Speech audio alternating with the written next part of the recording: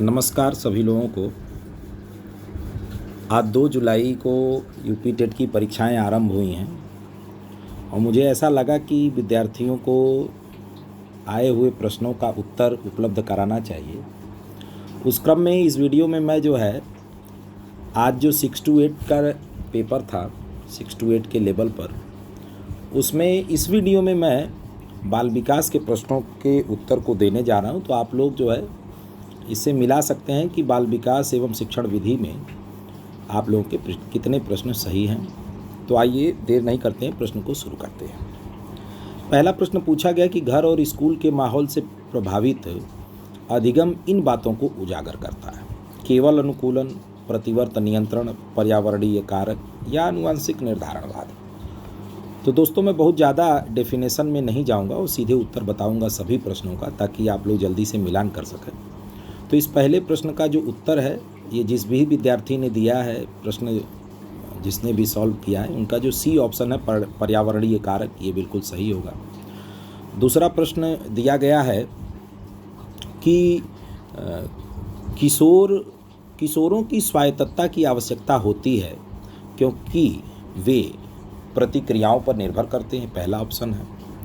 दूसरा ऑप्शन दिया गया कि वे स्वतंत्रता चाहते हैं, तीसरा उनके पास तर्क की कमी है, चौथा वे बच्चे हैं। तो निश्चित रूप से इसमें जो बी ऑप्शन है वो सही होगा, वे स्वतंत्रता चाहते हैं। आधुनिक कक्षाओं में शिक्षक की भूमिका स्वतंत्र रूप से इस प्रकार होती है। तो दोस्तों, इस तीसरे प्रश्न का उत्तर जो डी है ये सही होगा, सुविधाकर्ता होगा इसका उत्तर।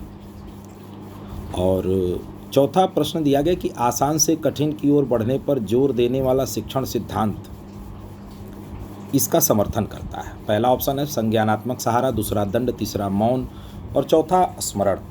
तो दोस्तों, इसका उत्तर जो है वो संज्ञानात्मक सहारा होगा, पहला ऑप्शन सही होगा। पांचवा कह रहा है कि अवधारणा मानचित्र जैसी शिक्षण रणनीतियाँ, उसके बाद ब्लैंक है, को बढ़ाती हैं। तो पांचवें प्रश्न का उत्तर भी ए सही होगा, ज्ञान का संगठन होगा दोस्तों, ए ऑप्शन इसका भी सही होगा। और 6 नंबर प्रश्न दिया गया है कि स्कूल का वातावरण बच्चे के विकास को निम्न तरीकों से प्रभावित करता है। तो इसमें पहला सहज प्रवृत्ति, दूसरा प्रतिक्रियाएं, तीसरा पाठ्यक्रम और शिक्षक का संवाद और चौथा केवल जीन। तो जीन तो बिल्कुल नहीं होगा। सहज प्रवृत्ति तो होती है, प्रतिक्रियाएं भी होती हैं, लेकिन ये दोनों क्रियाएं पाठ्यक्रम और शिक्षक के बीच जब संवाद होता है तो उसमें दिखाई देती हैं। तो इसमें सी ऑप्शन भी सही हो सकता है। दूसरी बात, इसमें प्रतिक्रियाएं भी सही हो सकता है। तो देखिए आयोग इसमें क्या मानता है, ये एक डाउट वाला क्वेश्चन है। 7 नंबर पर जाते हैं, कह रहा है कि अलग अलग समूहों के बीच टकराव के दौरान एक समावेशी सुविधाकार को इसे प्राथमिकता देनी चाहिए। तो पहला ऑप्शन दे रहा परिहार, दूसरा दे रहा छात्रों को स्कूल से निलंबित करना, चौथा शांत और सम्मानजनक चर्चाएं और चौथा प्राधिकार प्रभुत्व। तो निश्चित रूप से सी ऑप्शन इसका सही होगा। 8वां कह रहा है सीखने की सबसे अच्छी परिभाषा है अनुभव के कारण व्यवहार में होने वाला अपेक्षाकृत अस्थायी परिवर्तन। बी कह रहा है कि शारीरिक विकास, सी कह रहा है परिपक्वता, डी कह रहा है अस्थायी मनोदशा परिवर्तन। तो दोस्तों, ये निश्चित रूप से स्पष्ट है कि सीखने या लर्निंग का संबंध बालक के व्यवहार में होने वाले परिवर्तन से है। तो निश्चित रूप से इसका ए ऑप्शन सही होगा। इस क्रम में हम आगे बढ़ते हैं। 9 नंबर प्रश्न कह रहा है कि पठार को निम्न तरीके से पार किया जा सकता है। तो 9 का सी ऑप्शन सही होगा। शिक्षण की जो रणनीति है, यदि शिक्षक उसे बदल देगा तो निश्चित रूप से पठार के जो भी डिसएडवांटेज हैं उससे हम बच सकते हैं, पठार को दूर कर सकते हैं। सी ऑप्शन सही होगा 9 का। दोस्तों, 9 नंबर प्रश्न का उत्तर सी सही है। 10 कह रहा है कि आशुबिल के अनुसार सीखने में विफलता तब हो सकती है जब। तो दोस्तों, 10 नंबर प्रश्न का बी ऑप्शन सही होगा। शिक्षण पूर्व ज्ञान की अनदेखी करता है। और 11 नंबर प्रश्न है कि अनुकूलित गृह कार्य क्या दर्शाता है। इस बारे में प्रश्न पूछ रहा है।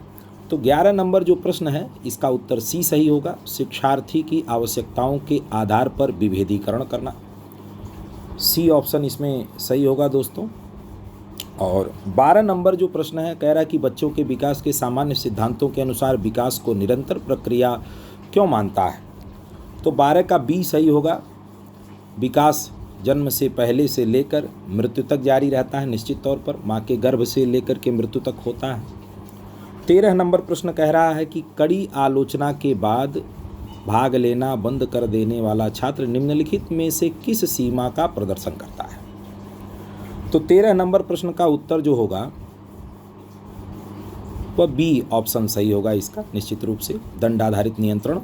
और 14वां प्रश्न है कि किशोरावस्था में सीखी हुई लाचारी का सबसे सीधा प्रभाव पर पड़ता है, तो पूछ रहा है किस पर पड़ता है सीखी हुई लाचारी का सीधा प्रभाव, तो 14 नंबर प्रश्न का उत्तर बी सही होगा दोस्तों, दृढ़ता और प्रयास।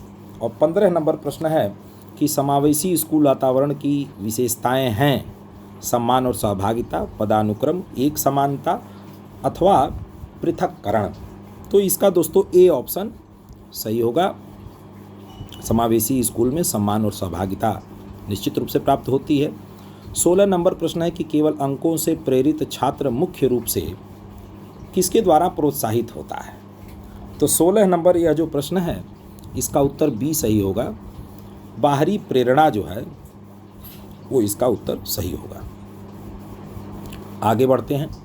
17 नंबर प्रश्न है कि थांडाइक का प्रयास एवं त्रुटि अधिगम सीमित है, संज्ञान की उपेक्षा करता है, अंतर्दृष्टि को प्रोत्साहित करता है, जेडपीडी का समर्थन करता है, अमूर्तन को बढ़ावा देता है, तो निश्चित रूप से संज्ञान की उपेक्षा करता है। 17 का उत्तर ए सही होगा, है ना। 18 नंबर प्रश्न आते हैं, पढ़ने की खराब आदतों के कारण असफल होने वाले किशोरों में इस चीज़ की कमजोरी झलकती है, तो 18 नंबर जो प्रश्न है इसका पहला ही ऑप्शन सही है, आत्म नियमन, यह सही है। 19 नंबर प्रश्न करा इक्विटी समानता से अलग है क्योंकि इक्विटी का मतलब है एक समान निर्देशन, प्रतिस्पर्धा, वही इलाज या जरूरत के आधार पर निष्पक्ष सहायता, तो दोस्तों 19 नंबर यह जो प्रश्न है इसका डी ऑप्शन सही है। 20 नंबर कह रहा है अनुकूलित शिक्षण अधिगम सामग्री TLM की आवश्यकता इसलिए है क्योंकि, तो 20 नंबर प्रश्न का दोस्तों ए ऑप्शन सही हो जाएगा। और ए ऑप्शन कह रहा है कि शिक्षार्थियों की आवश्यकताएं भिन्न भिन्न होती हैं, निश्चित रूप से यह सही है। मैं बाकी ऑप्शन पर नहीं जाऊंगा, थोड़ा जल्दबाजी करता हूं क्योंकि वीडियो छोटी बने और आप लोगों को जल्दी से उत्तर मिले। किशोरावस्था में भावनात्मक परामर्श मुख्य रूप से कम करता है। 21 नंबर जो यह प्रश्न है इसका सी ऑप्शन सही है, चिंता और भ्रम, दोस्तों इसका सी ऑप्शन सही होगा। 22 नंबर जो क्वेश्चन है, एक कक्षा 7 का छात्र सामाजिक चिंता के कारण समूह कार्य से बचता है, सबसे समावेशी रणनीति होगी, तो 22 नंबर का डी ऑप्शन सही है। यह जो प्रश्न जिस भी विद्यार्थी ने इस प्रश्न पत्र को सॉल्व किया बड़ा बेहतर तरीके से किया, ज़्यादातर उनके प्रश्न के उत्तर जो सही भी हैं। 23 नंबर जो प्रश्न है, सुकरात की शिक्षण पद्धति मुख्य रूप से निम्नलिखित को बढ़ावा देती है, और इस प्रश्न का उत्तर होगा डी, ठीक है, प्रश्न पूछकर आलोचनात्मक चिंतन करना। और 24 नंबर प्रश्न पर आते हैं कि थांडाइक, देखिए दोस्तों थांडाइक से 2 सवाल आ गए हैं। थांडाइक के अनुसार सीखना तब तक प्रभावी ढंग से नहीं होगा जब तक कि सीखने वाला, इस 24 नंबर प्रश्न का उत्तर जो है सी होगा, तैयार हो, जब तक कि वह तैयार नहीं होगा तब तक कुछ नहीं हो सकता। 25 नंबर जो क्वेश्चन है कि ग्रुप प्रोजेक्ट किसके द्वारा सीखने को बढ़ावा देते हैं, तो 25 का दोस्तों बी ऑप्शन सही होगा, साझा तर्क को प्रोत्साहित करके।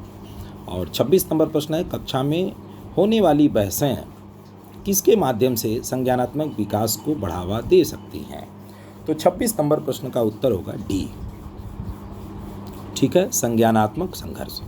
27 कह रहा है किशोरावस्था के दौरान गणित सीखने में ठहराव अमूर्तता की बढ़ती मांगों के कारण हो सकता है जो निम्नलिखित संकेत देता है, तो 27 का दोस्तों डी ऑप्शन सही होगा, विकासात्मक संक्रमण कठिनाई। और 28 नंबर प्रश्न कह रहा है कि यदि कोई किशोर कठिन कार्यों को करने से इनकार करता है तो यह दर्शा सकता है। इसका उत्तर जो ए ऑप्शन दिया गया है, असफलता का भय, यह सही होगा।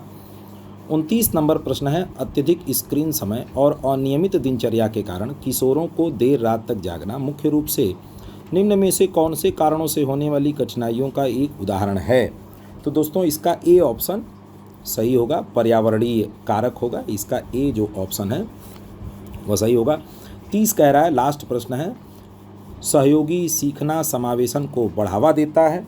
तो 30 नंबर का बी ऑप्शन सही है, सहपाठियों के सहयोग को बढ़ावा देता है। दोस्तों यदि प्रश्न पत्र के बाकी हिस्से के प्रश्नों का उत्तर यदि आपको देखना हो तो मेरे चैनल के दूसरी वीडियोस को देखें, वहाँ पर आपको बाकी के भी उत्तर आपको मिल जाएंगे, चाहे हिंदी, संस्कृत, अंग्रेजी, गणित विज्ञान या फिर सामाजिक विज्ञान के। धन्यवाद।